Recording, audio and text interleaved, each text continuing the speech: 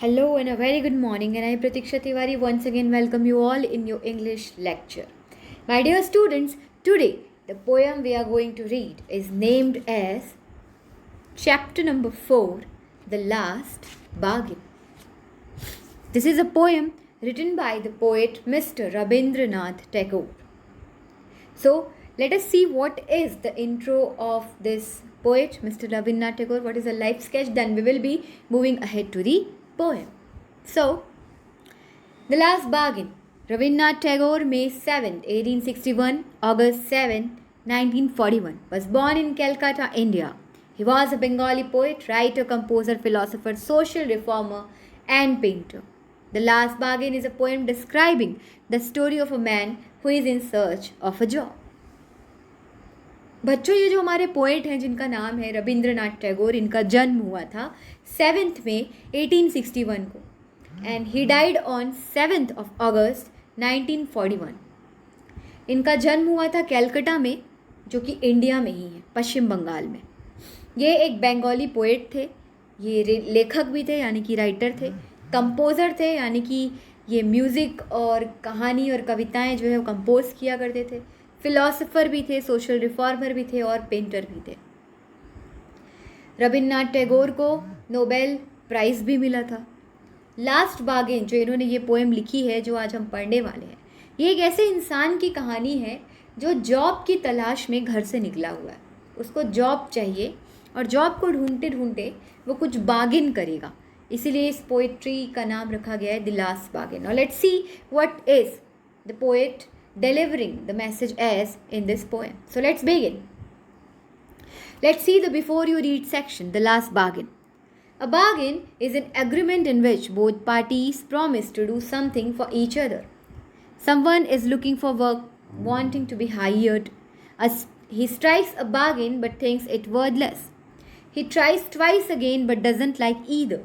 Finally, in the last bargain, when he is hired for nothing, whatever he is happy as never before. What is the bargain and why is it the best? Let us know. तो आप इससे पहले कि ये poem पढ़ना शुरू करें, यहाँ पर आपको बताया जा रहा है कि बार्गेन का मतलब क्या होता है. तो बार्गेन का मतलब होता है मोल भाव करना, समझौता करना. जैसे कि फॉर एग्जांपल हमारी मम्मियाँ जो है बाज़ार में सब्जियाँ लेने जाती हैं, तो वो क्या बोलती है सब्जी वाले को, ठीक है 10 रुपये किलो लौकी दे रहे हो, दे दो, साथ में थोड़ी सी धनिया डाल देना, ठीक है. तो उन्होंने क्या किया, कहीं से बार्गिंग कर लिया, मतलब ना तुम्हारा ना मेरा, तुम 10 रुपये वाली किलो लौकी तो दे दो लेकिन साथ में मुझे धनिया दे देना. तो इस तरह का जब आप सौदा एक पार्टी दूसरे पार्टी से कर दी है तो उसको हम कहते हैं बार्गिन, यानी कि समझौता करना, मोल भाव करना. तो इस पोएम में कोई ऐसी ही बार्गिनिंग जो है वो हमारे लेखक यानी कि हमारे जो कवि हैं मिस्टर रविंद्रनाथ टैगोर वो बताने जा रहे हैं. ठीक, तो यहाँ पर वो कहते हैं कि एक आदमी है जो बार्गिन करने निकला है. वो बार्गिन किस चीज़ की कर रहा है, तो भाई वो अपने घर से निकला हुआ है एक जॉब की तलाश में. तो वो जॉब की तलाश करते करते एक पहले इंसान से मिलता है, वो जॉब उसको पसंद नहीं आती, उसको वर्थलेस लगती है, तो वो उसको मना कर देता है.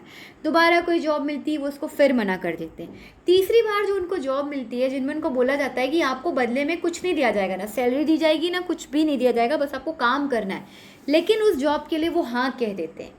तो उस जॉब में ऐसा क्या होता है कि वो उसके लिए हाँ कह देते हैं, शुरू की 2 जॉब्स उन्होंने क्यों मना करी, आखिर वो ऐसी कौन सी बार्गेन थी जिसको करके उन्होंने लास्ट वाली जॉब को चूज़ करा. तो we all will come to know about this sweet bargaining process in this particular beautiful poetry. So let us begin with Come and hire me, I cried while in the morning. I was walking on the stone paved road. Sword in the hand, King came in his chariot. He held my hand and said, I will hire you with my power. But his power counted for naught. And he went away in his chariot. तो यहाँ पर तो पहले मैं आपको बता दूँ कि जो चैरियट शब्द आ रहा है उसका मतलब होता है रथ. जो पुराने ज़माने में राजा महाराजा रथ पे बैठ के आया करते थे उसको हम कहते हैं चैरियट. और नॉट यानी होता है नथिंग, यानी कि कुछ भी नहीं. अब पोएम की मतलब समझते हैं.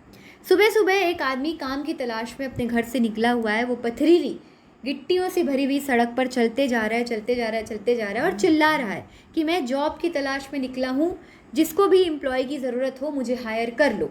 मैं जॉब की तलाश में निकला हूँ, जिसको भी जॉब की एम्प्लॉय की ज़रूरत हो मुझे हायर कर लो। ऐसे वो चिल्लाते हुए सड़कों पे चल रहा है कि मुझे जॉब चाहिए, जिसको एम्प्लॉय की ज़रूरत हो मुझे हायर कर लो। चिल्लाते चिल्लाते जब वो उस गिट्टियों से भरी हुई पथरीली सड़क पर चल रहे होते हैं तो अचानक देखते हैं कि हाथ में तलवार लिए रथ से उतर कर एक राजा उनके पास आते हैं और उनके हाथ को अपने हाथ में पकड़कर कहते हैं कि चलो मेरे साथ चलो, मैं तुम्हें अपनी सारी की सारी पावर दूंगा और इस पावर के बदले मैं तुम्हें हायर करता हूँ। तो उनको ये लगता है कि अपनी पावर तो मुझे दे देंगे, मुझे हायर भी कर लेंगे, पर इसमें मेरा क्या फ़ायदा, मुझे ऐसी जॉब नहीं करनी जिसमें मुझे मेरा कोई फ़ायदा ना नज़र आए। और ऐसा कह के वो उस राजा को इस जॉब के लिए मना कर देते हैं। ठीक है, तो बेसिकली यहाँ पे आपको क्या बताया जा रहा है कि पहली जॉब जो इनको मिली सुबह सुबह, सुबह का मतलब होता है कि यहाँ पे उनको बहुत होप है, वो बहुत होप से अपने घर से निकले हुए कि नहीं आज मुझे कोई ना कोई जॉब मिल भी जाएगी, और पहली जॉब उनको ऑफ़र भी होती है, और ऐसे वैसे इंसान से भी नहीं बल्कि किसी राजा महाराजा से ऑफ़र होती है। वो कहते हैं कि मेरी सारी ताकत ले लो और इसके बदले में मैं तुम्हें नौकरी देता हूँ। लेकिन वो उस राजा की दी हुई सारी ताकत को बेमतलब समझते हैं, उसको गुड फॉर नथिंग समझते हैं और उस जॉब के लिए वो मना कर देते हैं, क्योंकि उनको पावर नहीं चाहिए होती, उनके लिए पावर बिल्कुल मायने नहीं रखती। तो वो ऐसी जॉब के लिए क्या करते हैं, राजा को मना कर देते हैं और राजा जो है फिर वो वापस चले जाते हैं। In the heat of the midday, the houses stood with shut doors. I wandered along the crooked lane. An old man came out with his bag of gold. He pondered and said, I will hire you with my money. He weighed his coins one by one, but I turned away. अब जैसे जैसे वो राजा को मना कर देते हैं, आगे सड़कों पे चलते रहते हैं, धीरे धीरे जो है दिन दोपहर में बदलने लगता है और धूप जो है बहुत तेज़ धूप हो जाती है। भरी दोपहरी का समय होता है, 12 से 1 बजे के बीच का। लोगों के घर के दरवाजे जो हैं ज़्यादातर बंद होते हैं, क्योंकि गर्मी के दिन में लोग अपने घर के अंदर रहते हैं दरवाजे को बंद करके, और ये उतनी धूप में उतनी गर्म सड़क पर, गिट्टियों से भरी हुई सड़क पर जो है चल रहे हैं, चिल्ला रहे हैं कि मुझे जॉब की ज़रूरत है, जिसे एम्प्लॉय की ज़रूरत हो मुझे हायर कर लो। और ऐसे चिल्लाते चिल्लाते जब वो उन गलियों में चल रहे होते हैं, क्रूकेट का मतलब होता है ऐसी गली जिसमें बहुत सारे मोड़ हो, बैंक्स हो, तो उन मोड़ भरी गलियों में जब वो चल रहे होते हैं तो एक बूढ़े से व्यक्ति उनके पास आते हैं, जिनके हाथ में सोने के सिक्कों से भरा हुआ एक बैग होता है। थोड़ी देर तो वो व्यक्ति सोचते हैं, फिर इन आदमी के पास आकर कहते हैं, इन व्यक्ति के पास आके कहते हैं कि भाई मैं तुम्हें बदले में अपना सारा का सारा सोना और उससे भरा हुआ बैग दूंगा और तुम उसके बदले में मेरी नौकरी करो।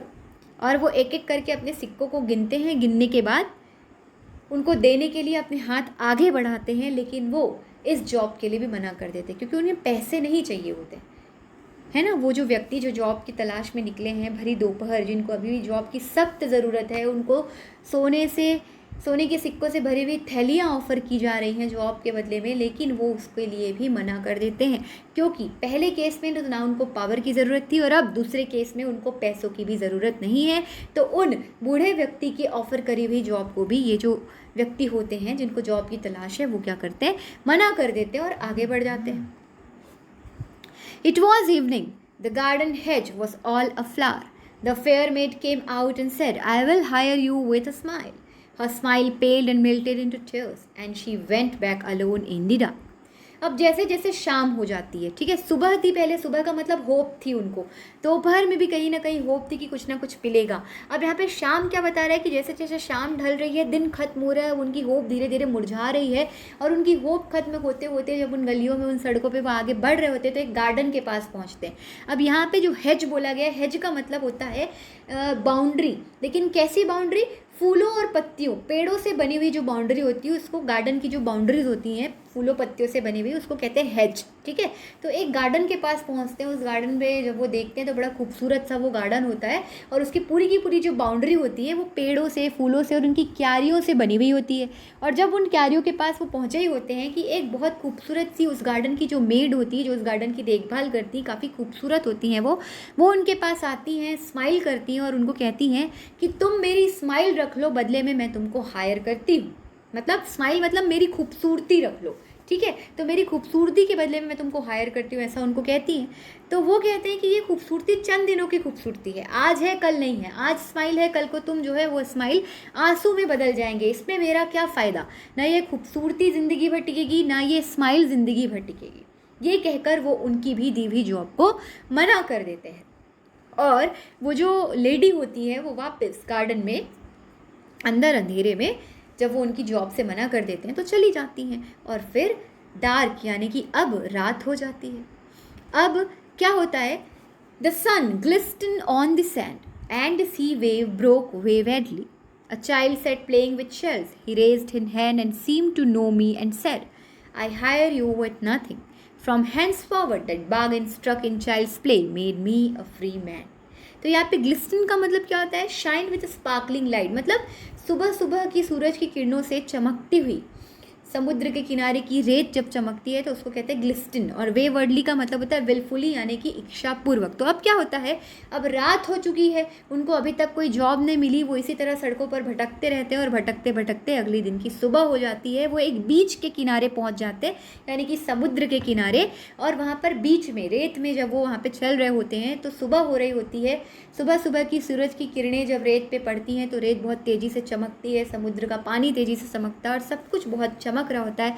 वो देखते हैं कि वहाँ पर एक जो बच्चा है वो उस बीच पर खेल रहा है, और वो बच्चा जब इन व्यक्ति की ओर देखता है तो वो इस तरह से देखता है जैसे कि मानो वो उनको पहचानता हो, और उनको कहता है कि मैं आपको हायर करूँगा लेकिन बदले में कुछ भी नहीं दूंगा, और आपको मेरे साथ मेरा काम करना है, मेरे साथ खेलना है।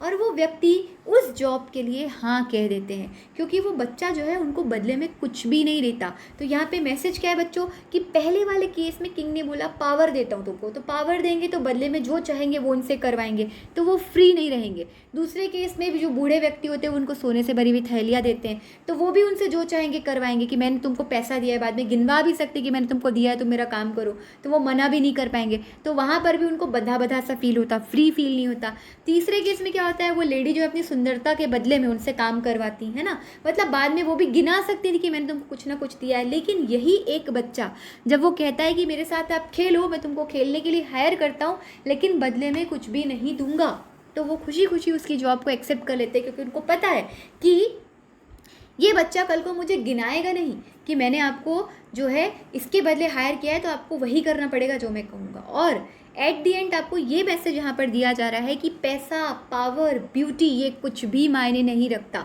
अंततः हम सभी को क्या चाहिए होता है, at last all we want is freedom.